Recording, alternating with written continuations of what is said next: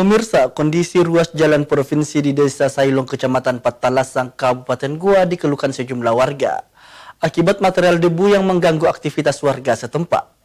Pemerintah didorong agar segera merampungkan perbaikan jalan tersebut.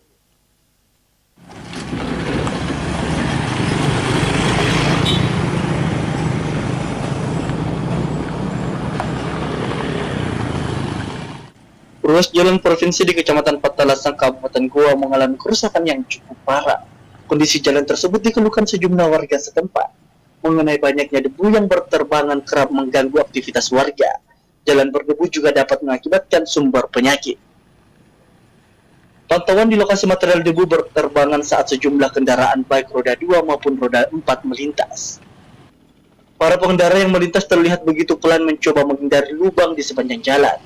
Bahkan lubang tersebut ada yang memiliki diameter sampai 30 cm.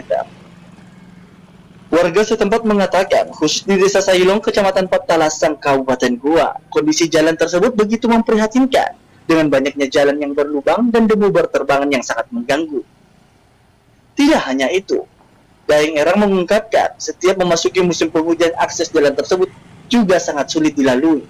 Pengendara akibat tertumpuknya genangan air di jalan karena tidak ada aliran drainase. Ini kalau yang dosa ini yang paling parah ini sampai di jembatan itu. Nah itu saya ini karena ini belum ditimbun. Nah itu di sana itu sudah ditimbun.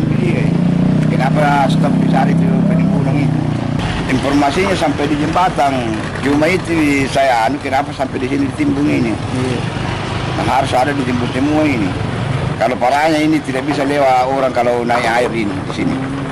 Ini yang paling parah ini kalau jalanan. Warga berharap pemerintah provinsi segera melakukan perbaikan jalan yang ada di Desa Sailong, Kabupaten Goa, agar para pengendara yang melintas tidak mengeluh dan masyarakat setempat juga bisa terbebas dari debu. Ardi Jaho, Celebes TV.